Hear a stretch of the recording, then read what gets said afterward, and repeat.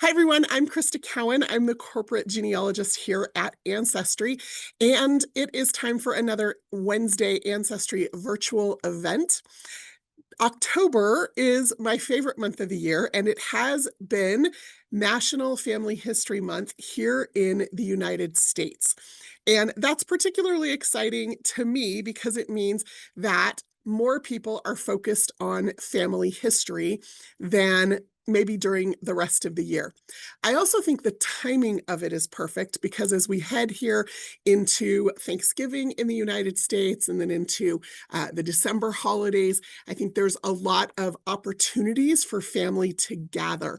And so those of us who are interested and involved in family history, October is the perfect time to kind of get things organized so that when we are together with our families, we have more to talk about and more to share. Now, if you joined me at the beginning of the month, we did a Family History Month kickoff. And during that kickoff, we talked about the 5 stories that every family should share. If you haven't watched that video, we'll be sure to put a link to it in the description for this video when it posts to YouTube. But I would encourage you to go back and watch that.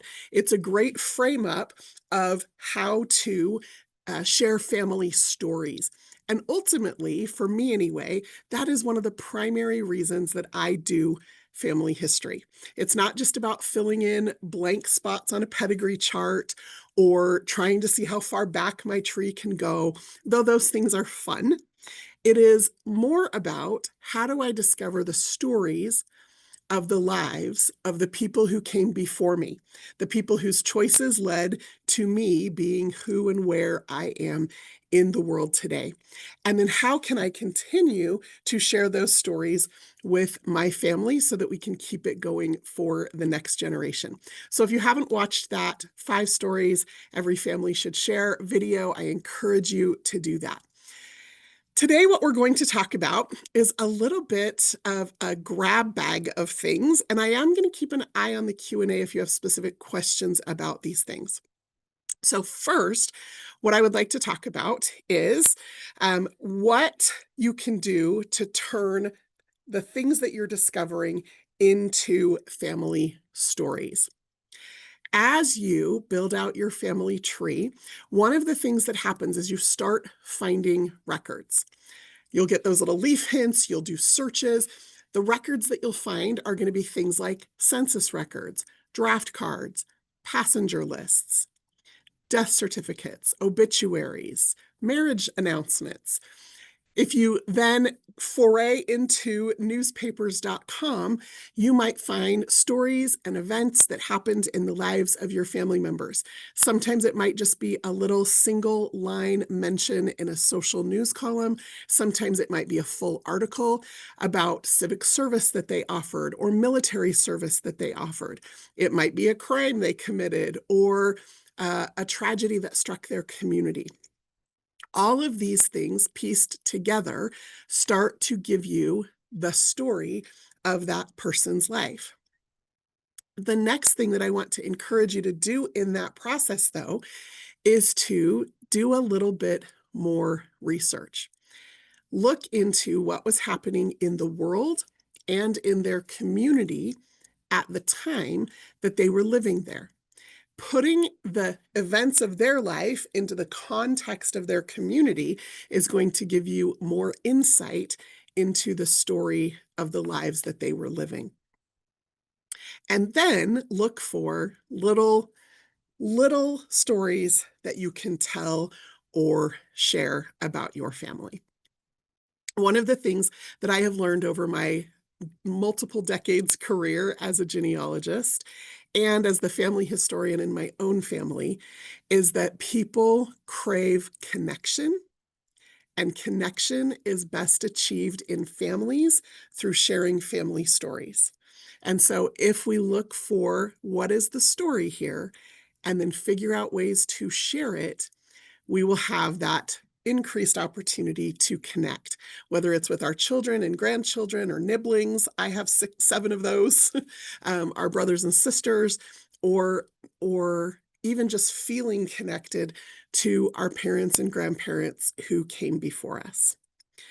I love story so much and am such a believer in the power of story that I started an entire podcast. It's called Stories That Live in Us.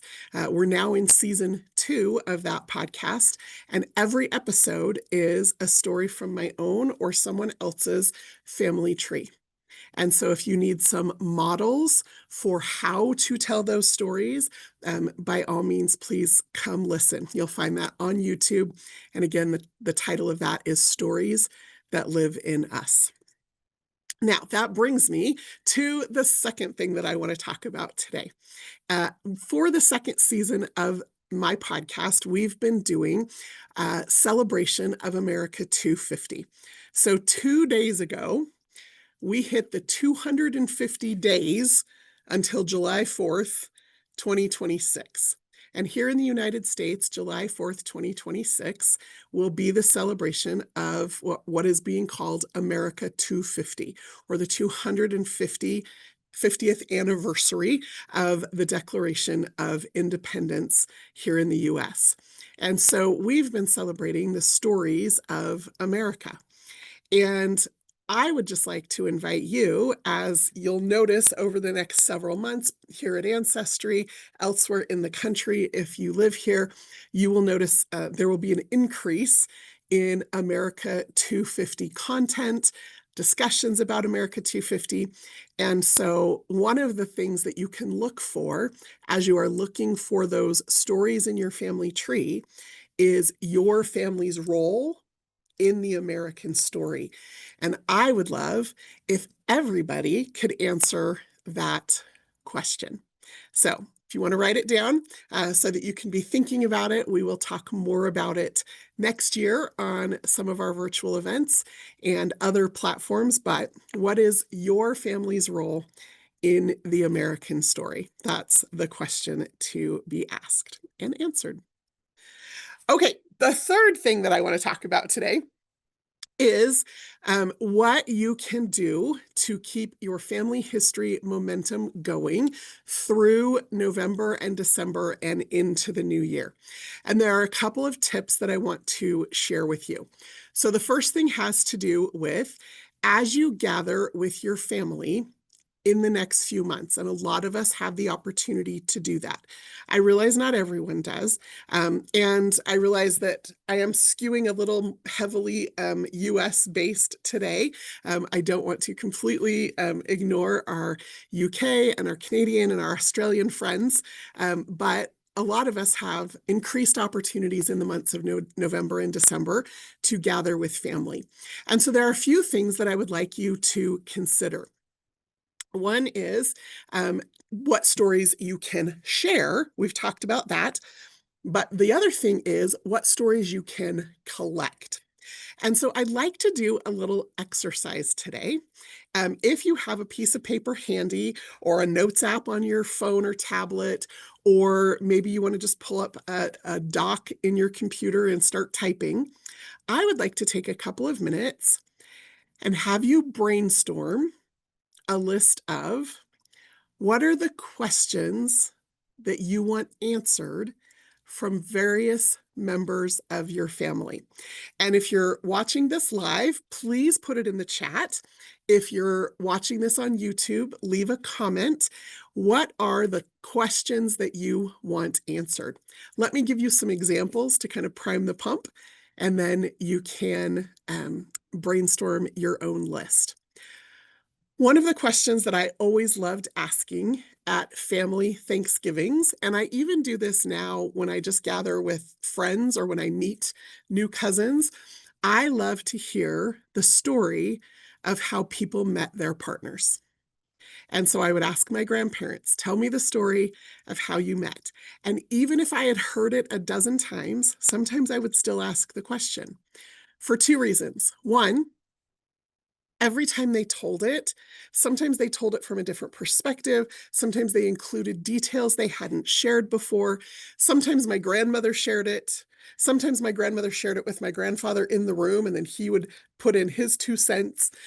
But every time I heard the story, I learned a little something new, but I also know that repetition helps memory.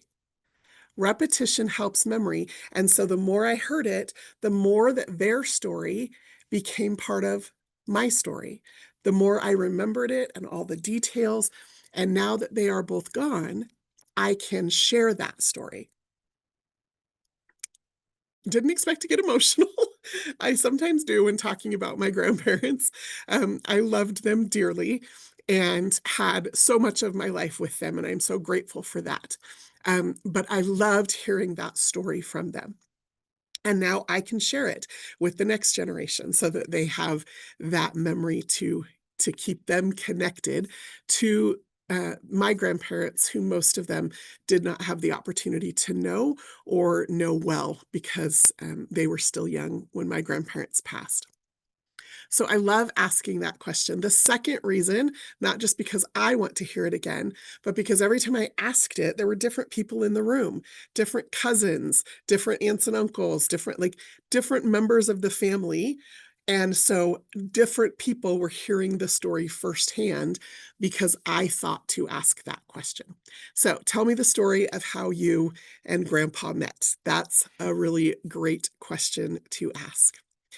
Another great question to ask, and this is one that you can like go around a Thanksgiving dinner table or a room after dinner asking the question about, is you can ask a question about, tell me what you wanted to be when you grew up. And then if it changed, what changed? So I have a very clear answer to that. When I was little, I wanted to be a nurse. I just thought that was such a noble profession. I still do. And I found it fascinating and interesting.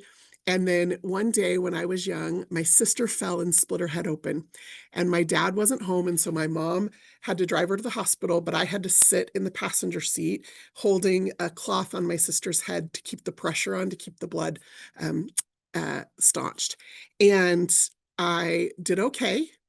And we got to the hospital and they put my sister in a little room in the emergency room with one of the curtains. And I was allowed to be there with them. And the doctor took out the needle to numb her head and I passed out. That was it. I was done for. And so when I came to, my sister was all stitched up and running up and down the halls of the hospital. And I was surrounded by medical professionals making sure that I was okay, because apparently it took me a little while to come around, making sure I didn't have a concussion from hitting my head. It was a whole thing. And at that moment, I decided maybe nursing wasn't for me. So I went through several iterations of what I wanted to be when I grew up before I settled on a professional genealogist in my late 20s. But that was the first thing I dreamed about as far as a career. Asking that question can get all sorts of interesting stories flowing, stories of memories of families and events that happened, but it also helps you understand people a little bit better. So there are some basic questions like that that you can ask to just kind of get people talking. Then I want you to think about, what are the deeper things that you want to know, right? I loved to ask my grandmother questions about experiences she had with her grandparents, because I never knew her grandparents. As a matter of fact, I never knew her mother. I did know her father, and I have some vague memories of him. And I love asking people questions about him because I have memories of him. But when I would ask my grandmother questions about her grandparents, stories would flow. And so sometimes you have to get really specific, right? Things like, do you remember what your grandparents' house smelled like? Or did your grandparents ever listen to music? If you check the 1930 census, you can see if they had a radio or not, and that would give you a little bit of a jumping off point. You can actually even print out the census records and take them with you to those family events. I loved showing my grandmother the 1930 census where she was 8 years old. and she started telling me stories about the neighbors and the neighborhood. She grew up in Los Angeles before the LA River was cemented in, and she told me stories about driving or riding her horse up and down the riverbed. She told me stories about the foods that were cooked in her neighborhood and how it smelled, all just from showing her a 1930 census record. And so if you can take records, if you can ask questions about specific people in their life, there are very likely stories that you have never heard before that will come out in the process of doing that. Maybe your parents or grandparents are no longer living. I would encourage you, if you can, to connect with your siblings, your first cousins, especially if you have first cousins who are older than you, because they may have had 5 or 10 years more with your grandparents than you did. And so they may have very different memories and different experiences that they can share.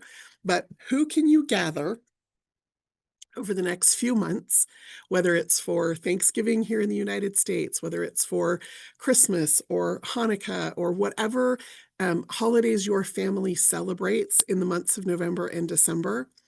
Who can you gather and what questions can you ask? So hopefully you've been brainstorming a list of questions that you can ask that can get people's memories flowing. Another little memory device is if there are any photos. So I had the opportunity this last weekend to go to New Orleans. I take my nieces and nephews on a 13th birthday trip to anywhere in the US they want to go. And nephew number 5 selected New Orleans because he loves good food and he loves jazz music. What he didn't know is that we have cousins who live in New Orleans, my dad's second cousins and their children and grandchildren. And we had the opportunity to spend a few hours with them on Saturday. And they invited some of the cousins that I hadn't met yet. And one of them showed up with 2 giant photo albums. And she set them on the table and we gathered around and we went through these photo albums. And in those photo albums, she's a third cousin to me. I'd never met her before. It feels kind of distant. But as we flipped through this photo albums, she had photos of my great and great great grandparents that I had never seen before. And the stories that flowed around that table about the people as we were flipping through those photo albums. Luckily, one of the cousins turned the recording on her phone and recorded the whole thing. And she used to be a journalist, so she will likely take that recording and transcribe it and make that information and those stories available to the rest of the family. So census documents, passenger lists, naturalization papers, draft cards, newspaper articles, photo albums, anything you have that you can bring to the family gathering is going to give you an opportunity to have more conversations and to have those stories flowing in a more meaningful way that's going to spark memory and invite connection. Okay, I'm going to take a little peek at the chat here and just see if there are any things you have entered. So I want you to, in the chat, what questions do you want answered at the next family gathering? That is what we're brainstorming together right now. Questions you want answered at the next family gathering. And as you write down these questions or share them in the chat, I would also encourage you to think about who you want to answer those questions. Is there someone specific? And then what can you do now to prepare to have that person attend the family gathering, or have them, maybe you set aside a time at the next family gathering where everybody gets on Zoom and you can have a conversation over Zoom about those things. So that is what we are currently talking about. So Sharon actually mentioned that here in the chat. She says she won't be with family this holiday season, but it might be a good idea to do a family Zoom meeting or even an email discussion, like a group email. We started a family chat thread with the New Orleans cousins. One of them put us all on a thread so that we can continue to share stories. Because one of the other things that happens is after a family gathering, you stir up those memories and those stories and those feelings. And then as people go away from the family gathering, they often have things come to their remembrance that they hadn't thought of in years and that they didn't think about in the moment. And so if you've opened up a line of communication via a chat thread or a private Facebook group, or you've set up a Zoom meeting for a week and a half or 2 weeks later, now people have a way to share those additional memories with you that come. People will also go home and think, oh, you know what? I think I have some photos somewhere. Things, again, that they hadn't thought of in years. And so you want to make sure you keep those lines of communication as open as possible. And so there are a few ways to do that. Okay, Charles has a question about, one of the things he wants to know is why we didn't have relationships with different people in the family. That is another thing that happens in a lot of families. I often say all families are messy. Families have always been messy. It's nothing new. And every family is kind of messy in its own way. And one of the things that happens is there is sometimes estrangement in families. This family in New Orleans that I was connecting with, I've had the privilege of going down there almost every year since I met them back in, I think it was 2010, maybe. And be able to spend time with them and get to know them. This time, like I said, there were new cousins that I hadn't met that were invited. But that particular relationship, the reason we just met them in 2010 was because there was an estrangement in the family between my great grandfather, his brother, and this part of the family. And the family lost track of them after the estrangement. They were my grandfather's first cousins. My grandfather really longed to have a relationship with them, but he lived in Los Angeles. They lived in New Orleans. The families lost communication. There was some hard feelings about some things. And so now it's not until the next generation that we've been able to reconnect and reestablish those relationships. And it's been really interesting, just as we meet, we peel back the layers of the perspectives of why things happened the way they did in this particular family. And it's been really healing. Even though we weren't directly involved in the estrangement that happened back in the 1920s and 1930s, we can be part of the reconnection. And it's been a really lovely thing. Let's see. Evelyn wants to know if anyone has photos because of a divorce in the family. There was some separation there. And so she's looking. And I think that's a great question to ask. Even if people don't have an immediate answer, the exercise of asking the question has value because it shows people that you are interested. It kind of perks up their brain so that they'll be looking for it. It might prompt them to ask questions of other people in their life that might eventually get an answer back to you. So even if you don't have an immediate answer or don't suspect there will be an immediate answer, I think it's very valuable to ask the question. Okay, let's see. Bob's got a question here about what were the family traditions during the holiday when you were growing up? That's a great question to start stories flowing. Questions about food are always a really great question as well, Bob. I love that. Does anybody have any family recipes? Did anybody inherit those or still cook those? That's a fantastic question. Jan says she is going to be the oldest at any of her family gatherings, but she is inspired by our conversation here to want to learn more about her dad's half sisters, so her half aunts that she never met, and to learn more about them. So yeah, there's an opportunity even if you are the oldest, even if you are the patriarch or the matriarch in your family, to reach out and see who else might have information. My youngest cousin, so I'm the oldest first cousin, and my youngest first cousin is 18 years younger than me. So there are 12 of us in 18 years, and she had a very, very different relationship with my grandparents than I had as the oldest grandchild. And so, even though she's that much younger than me, there is still value in having conversations with her because there are things my grandparents told her because she spent different amounts of time with them. She lived closer to them growing up than I had. And so she has information and stories likely that I don't have as well. So think about people in different relationships with different people in your family, and you can ask those questions, of course. Let's see.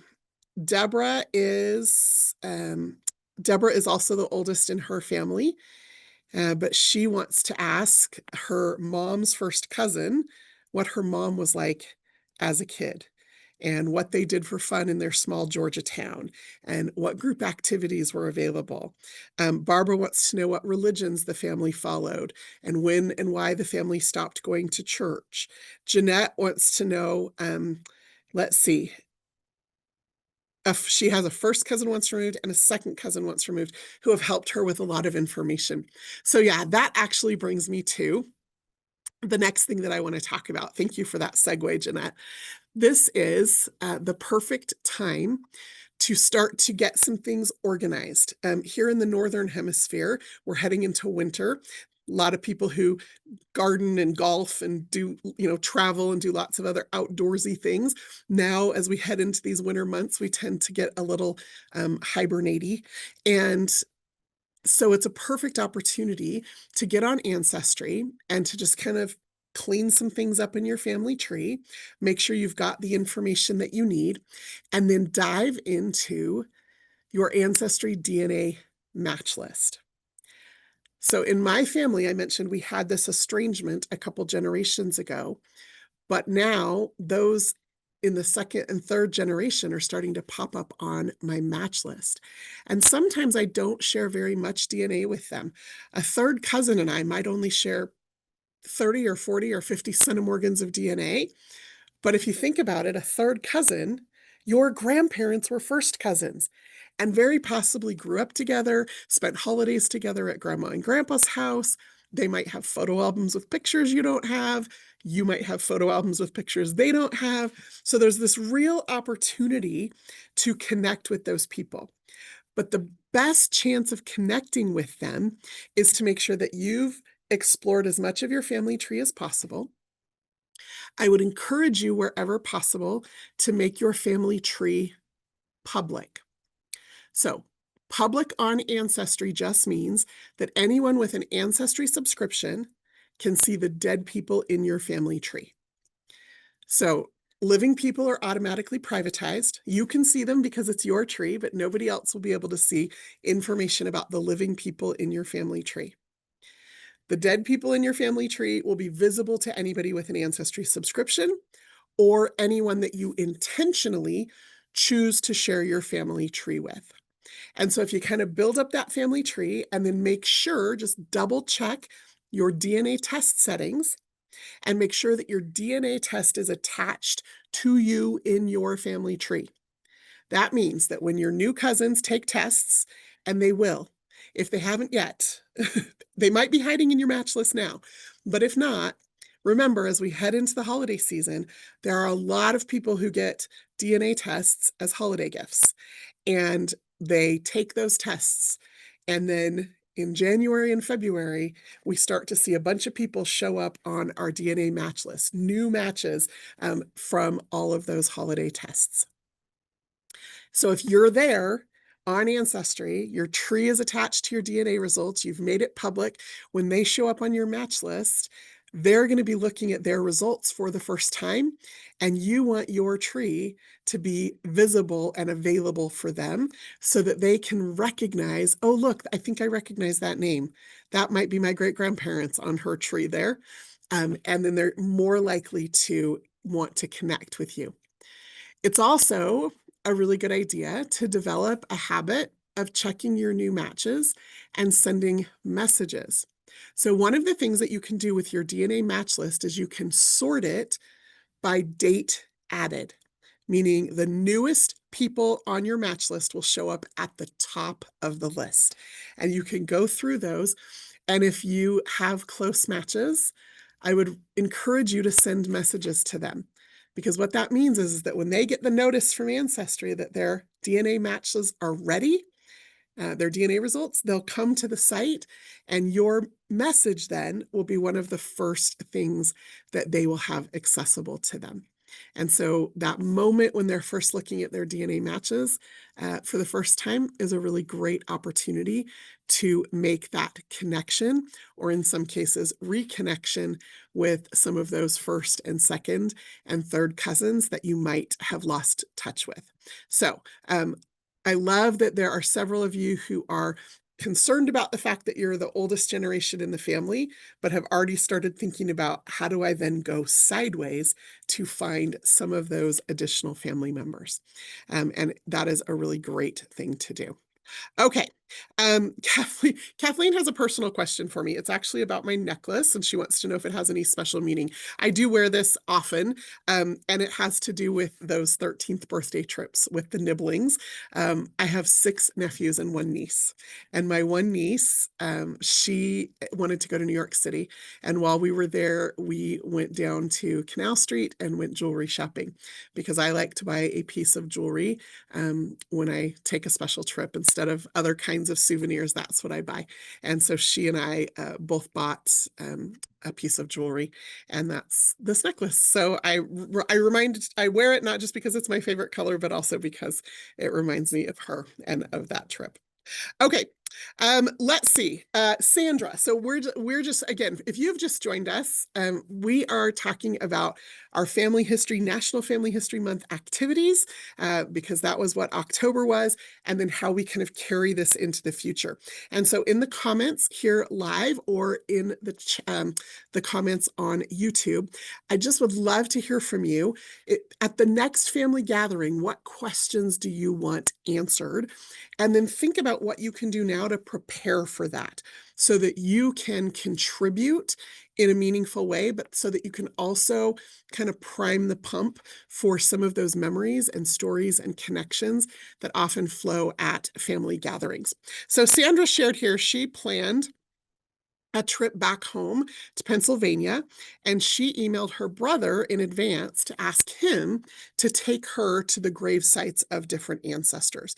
And they spent 3 afternoons on that trip decorating more than 15 sites and headstones. And her brother shared the stories that he had learned, and it was very bonding. Sandra, I think that's so beautiful. Thank you so much for sharing that. I think that that is meaningful. I think that is important. I've had many opportunities to do that, and I love when we can connect not just with our ancestors past that way, but with our current family in that manner as well.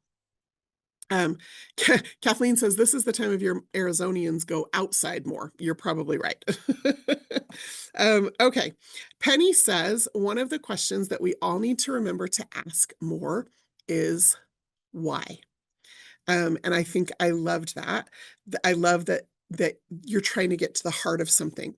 So in Penny's case, they moved a lot when she was growing up. And so you might say, oh, well, where did we live? And then where did we move next? And what was the address of the house? And there's lots of like logistical or informational questions. But sometimes, Penny, you're right. We forget to ask why. Why did we move so much? Why did we move from this place to that place? Because there are stories there as well. And I think that that is important. Oftentimes it has to do with economic circumstances, people moving for jobs or opportunities in other places. Sometimes it has to do with family circumstances. Maybe there's something that pushes you away from living where your family has always lived, or maybe there was something that drew you back to a place where your family lived, maybe an aging parent or something else. So asking why, Penny, that is a really great reminder for all of us. Thank you for that. Okay. Let's see. I'm just looking at what other questions you all are asking. Okay. Evelyn has a question about attaching DNA matches to her tree. So the first thing that you want to do is you want to go into your DNA settings and make sure that your DNA test is attached to your tree. And you always want to attach the test to the person in the tree who took the test. Okay. Then, as you go through your match list, you also have the opportunity to just tell the system, this person on my match list is the same as this person in my tree. So it allows you to kind of connect to tree some of those matches so that you can see who's tested and who hasn't. It's a really great way to visually see that information, because when you do that, it adds a little icon to the tree. Okay, I would show you, but those are living people in my tree, and so I'm trying to be a little respectful of that. Okay. Um, Okay, Gail also has a really great suggestion here for our family gatherings, and I think I want to call this out intentionally. Again, for those of you who are the oldest generation in your family, you may not feel like you have anybody you can ask questions to, but Gail's suggestion is to ask her children and her, in this case, daughter-in-law and son-in-law, and her grandchildren, ask them questions. Get them telling their stories. Sometimes it's not just about figuring out the information from the past. Sometimes it's making sure that we tell the stories currently. Have your daughter and son-in-law tell the story of how they met. They may never have shared that with their children before, and you can be the catalyst for having that story told because you're willing to ask that question. So thank you for that reminder as well, Gail, is to just make sure that we share the stories of what's happening in our family now, because that's how those stories then get perpetuated into the next generation. And I'll tell you a little secret. It's also how we build little family historians. As children and grandchildren grow up in families that freely share family stories, they come to value that information. And at some point, they will come to you and want to know more about the stories of the people from the past. And now you've found the person you can pass your family history work onto. So that share stories now about things happening in your family now. That's a great reminder. Okay, a couple of people have some really specific questions, kind of technical questions about the things that I'm sharing, and I'm happy to answer those. So the first one here comes from Kathy, and she says, how do you handle a request from somebody to see the living people in your tree? So I mentioned your tree can be either public or private. A private searchable tree on Ancestry means that if you have somebody in your tree and I'm searching for that person, it will tell me that person exists in your tree. It just won't let me see it. Okay, so I'll know that the person exists, but I can't see it unless I ask your permission and you share your tree with me. So that's what a private tree on Ancestry means. A public tree on Ancestry, as I mentioned, means anybody with an Ancestry subscription can see the dead people in your tree. You then have the right to share your tree with whoever you want, whether they have an Ancestry subscription or not.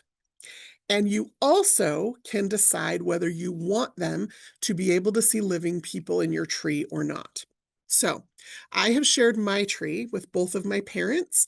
I've given them full editor rights and they can see all the living people. I've also shared my tree with my siblings.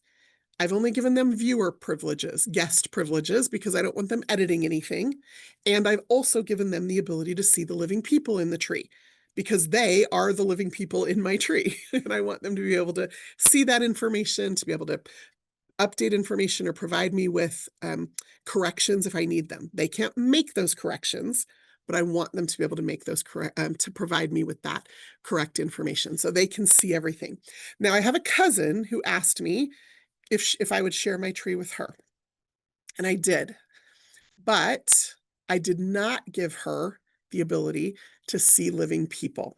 And it actually has nothing to do with her. It has to do with her husband and some of the people in her household, I'm not really comfortable with them having open access to the names and birth dates of all my nephews and my niece and all of my little cousins.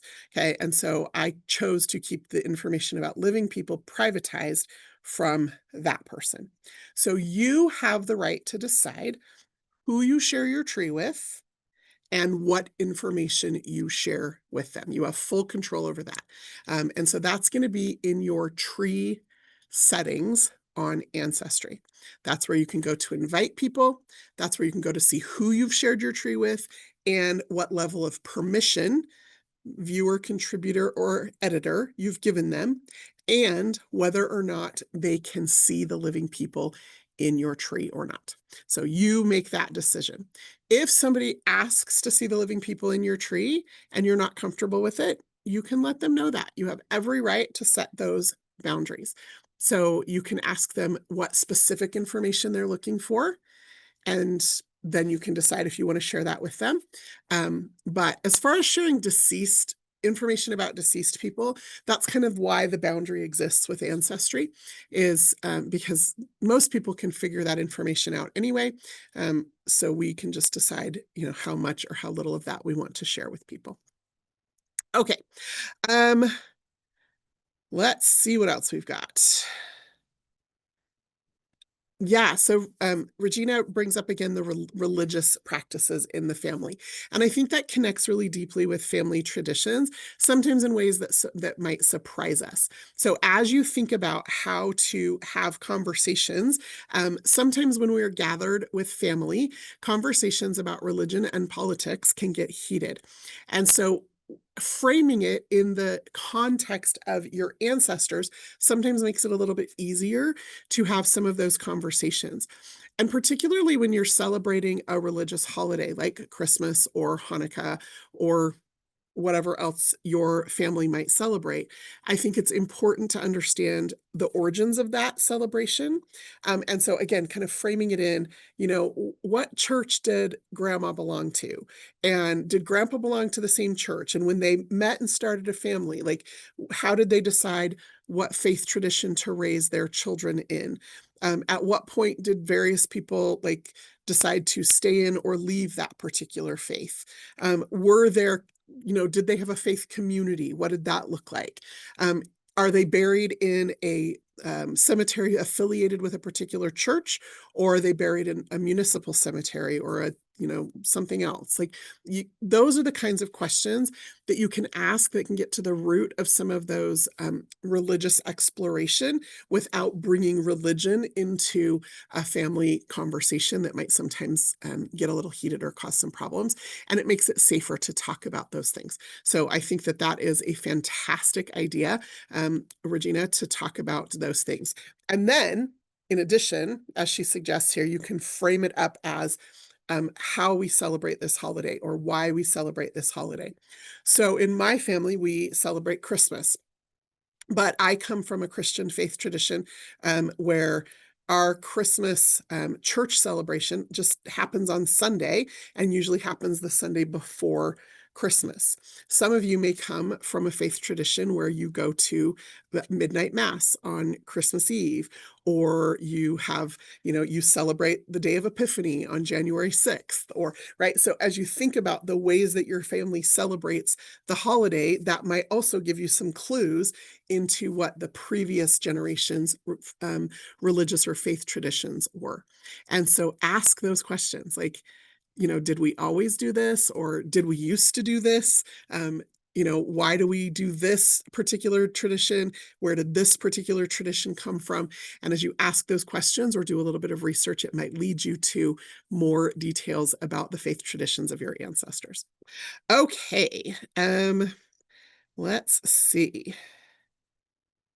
Okay, several of you are asking about how to attach your DNA to a person in your tree. So I'm going to share my screen and see if I can share this without sharing too much personal information. I do have the permission from several of my close family members to share information, and so we're just going to see if we can do this. Okay, so in your DNA, so when you go to your DNA results summary, um, this is my DNA, and I go to my match list. Okay, you should see a little link right here that says view tree linked to your matches. Okay, so this, if you have that, that means that you've linked it to your tree. And in this case, when I click that, it goes to me. And that means I've linked my tree to my test. Okay, I've done it correctly. If this link right here says something different, then click it and it should walk you through how to attach that DNA test. Okay, you'll also see that link right here, view linked tree. And if you don't, you can click the DNA settings to make sure. Okay, and again, what we're talking about is your tree and your DNA should be linked together. And your DNA should be linked to the person in the tree who took the test. In this case, it's me. I also manage tests for my parents. So if I come here to my dad, come on, there we go, dad. Okay, if I come here to my dad, I can see that his DNA results for his test are going to be linked to him in my tree. Okay? That's how you make sure that the DNA test is linked to the tree for the people that, for either your test or the people whose tests you manage. Now, that's what we talk about when we say link your DNA to your tree. You also then, as a separate thing, have the ability to connect matches to your tree. That does not affect their DNA being linked to their tree. All that does is it says to you, this person in my match list is the same as this person in my tree. And where you do that, so if I come down here to my brother, is on the match page, right here in the header, you're going to see a little button that says connect to tree. And then you're going to click it, and it's going to take you to a list that's going to allow you to say, type in my brother's name and then connect them. And as soon as you do that, it changes that button to say view in tree. And now you can easily toggle back and forth from the match to that same person in your family tree. So here's my brother, and here is his match with me. I can just toggle back and forth, okay? If you ever attach it incorrectly, you can click that, remove it, and then go back to the DNA match page and reconnect it, okay? So that's what we talk about when we say link your DNA match to your tree, link your DNA test to your tree, and then connect your matches to your tree. You do have to have that person in your tree, okay? So, I have my siblings in my tree, of course. I also have my nibblings in my tree, and I have my aunts and uncles and my first cousins. But as you go down your match list, you're going to find second cousins and third cousins and fourth cousins. You can only connect them to the tree if you've added them to the tree. Okay, so that's how we do that. Okay, Sharon brings up a question, and this is the last thing that I want to talk about today. Again, as we wrap up National Family History Month here in the United States, as we head into our big holiday months, November and December, it's a really perfect opportunity to gather family stories, to record things on audio, to go through family photos and digitize them. Lots of really great opportunities to do all of that. Sharon's question is this, though. After you gather all that information, what do you do with it? Well, here's what I would recommend you do with it. The first thing is put the information in your family tree. So as information has come out in these stories, and by information, what I mean is just facts. Like if grandma told you her grandpa's name and you didn't know that, add him to your tree. If your aunt told a story about the 3 times your family moved, you can add that information to your tree. I'm going to share my tree again so you can see where some of this goes. Okay, we're going to go back here, and we are going to go here, and we are going to go back here on my tree. I've been working on this family right here. As people share information, you can add that information to your tree. So maybe they share about different places people moved. And so you can come in here and you can add a residence fact. So I can come down here and I can add a residence, and I can say, in 1812, they moved from this place to this place. And so anything that's factual, you can add to the tree: names, dates, places, military service, immigration, migration, divorces, estrangements, like anything you can add. If you click on this add option, there are tons of different kinds of facts that you can add: education, religion, military service, various occupations, if they in their religious tradition had different ceremonies or things performed, right? Like ordinations or confirmations, like any of that, you can add that information as a fact to your tree. If you don't see the fact, you can create a custom fact and add that. So that's collect the information to your tree. The purpose of a family tree is not to be the end all be all. The tree is not the point. The tree is the container. The tree is the place where you store this information. So the facts can be added to the tree. If you heard a story about a child that grandma had that died young that nobody knew about, add that child to the tree. All of the facts about people. But once you get the facts, the framework of the tree, you can then add so much more.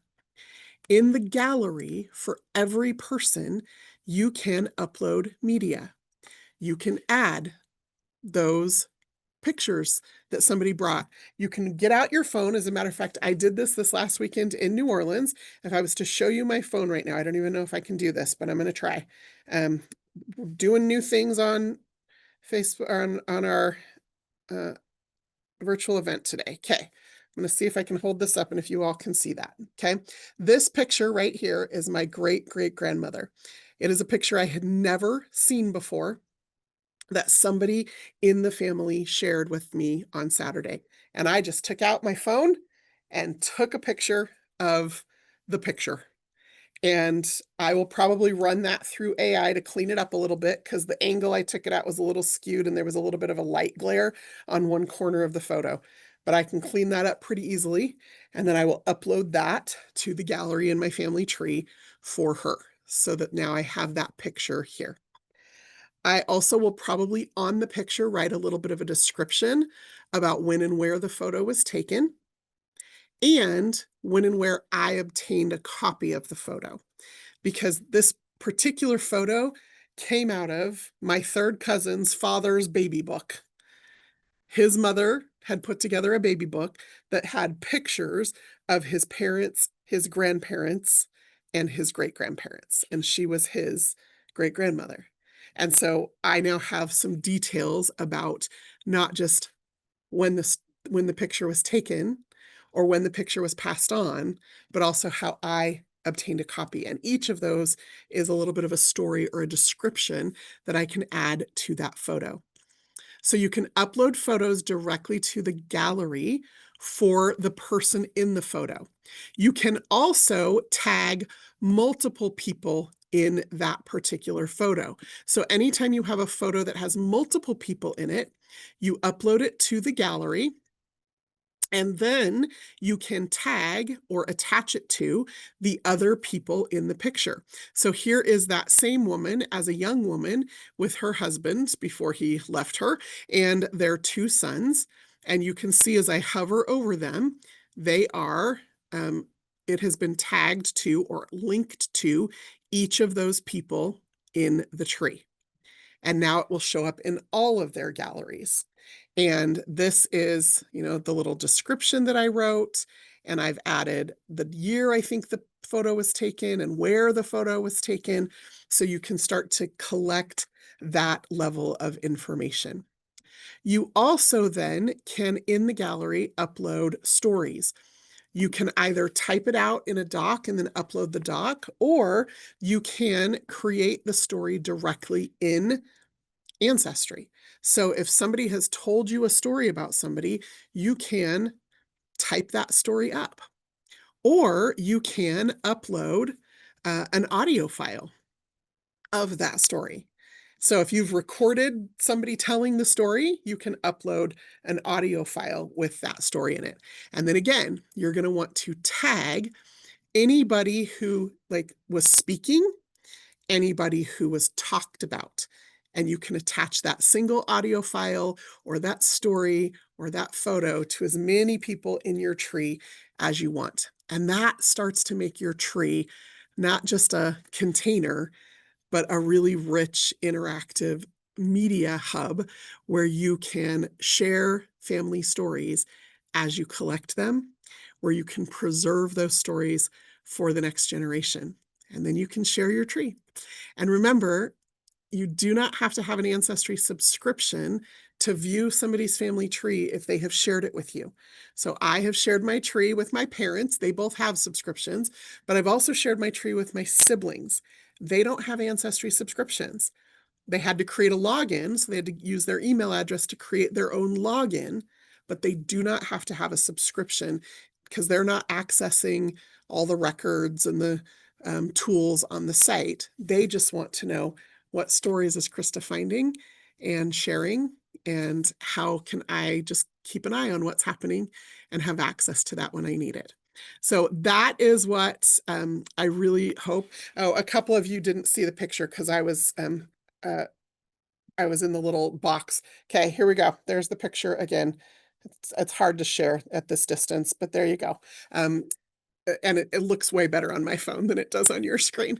But that's what I want for all of us, is this opportunity to just, as our family historians, to come in and to start those conversations and to share what we have, but to invite other people to share their stories and their memories and their photos as well. So as we wrap up National Family History Month, thank you for coming along with me on this journey this month. We've done some fun things on Facebook and on Instagram. I've been sharing some things on my podcast. We had that storytelling event at the beginning of the month. So again, if you haven't watched that video, I strongly encourage you to go and do that. And we still have 2 months left in the year and lots of really great things planned for you with our Wednesday Ancestry virtual events. You can always find those at ancestry.com/education. That's where you're going to see the upcoming 3 events, and you can register for those. It is free to attend. You just register so that you can get the Zoom link and show up live, or you can always watch the replays. We make these available on the Ancestry YouTube channel within a few days after each event. Before you go, if you would please just leave one new thing you learned in the chat or in the comments so that we can kind of make sure that we keep tailoring these events to you. I know today was a little bit different than our normal how-to or step-by-step, but I thought it was important that we have a little bit more of an interactive conversation, because really that's what I hope for you to be able to do with your families. Until next time, I'm Crista Cowan. Have fun climbing your family tree.